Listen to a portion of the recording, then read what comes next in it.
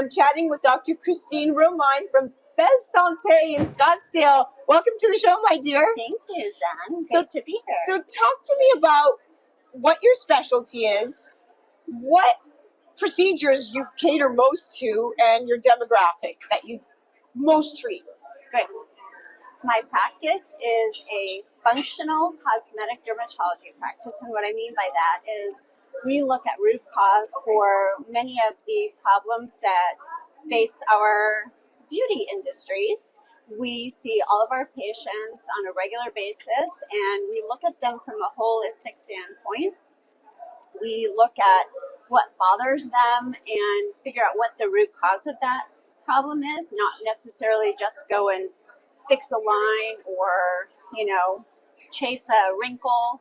We look at it from the standpoint of what's causing this. So we see patients from teens all the way through to 80s and 90-year-olds Wow. who really want to optimize not only their beauty, but also their health span in general. So it's a very holistic health span optimization practice.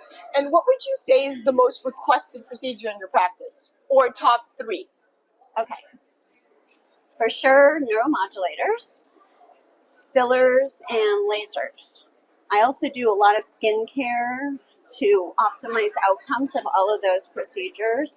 And I love to really do a lot of critical thinking in how the products work and all the devices and topical solutions that we're able to partner with our devices to get better outcomes. Wow, what don't you do? You're a trailblazer. Okay, now let's chat about what you're noticing at Scale 2024 this year. So Dr. Beisman and Dr. Gold have put on this incredible meeting of the minds, per se, if you will, for the last 19 years. And every year that we come here, we hear different trends and different buzzwords. So what are you hearing and seeing this year? Well, I'm seeing a lot of innovation in the topical skincare arena, which I'm super excited about. I've developed my own skincare line over the last 12 years, so I'm very inspired to know that there's a lot of innovation in not only at-home skincare, but peri-procedural skincare, exosomes. I love the topical CO2 mask. It's one of my favorites. I've really incorporated it with lots of my a little bit more aggressive laser procedures. And honestly, personally, and my patients feel that it has been a huge game changer as far as making the procedure much more comfortable, much quicker downtime with healing afterwards.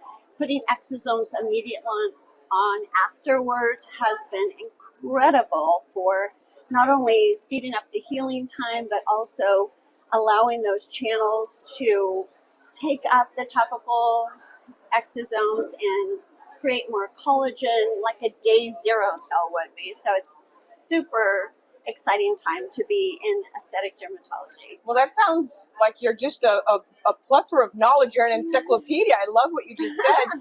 And so let's chat about exactly that.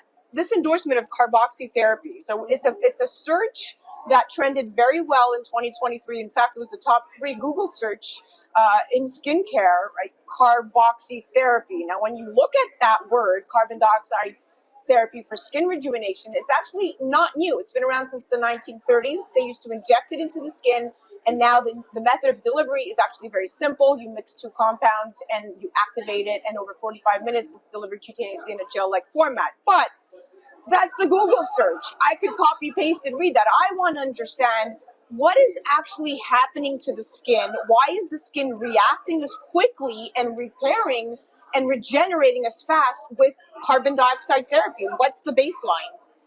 Without getting too deep into the science, what I've really found for my patients is that it's a very comfortable topical application, which drives more oxygen into the cells. And it really has been incredible to keep the skin cool during procedures that might be very hot, like halo. I love halo, the hybrid laser, but it's characteristically been difficult to tolerate for a lot of patients. Now that I have my little quick dupe to do along with the topical medication. We add that CO2 mask right over top of the anesthesia.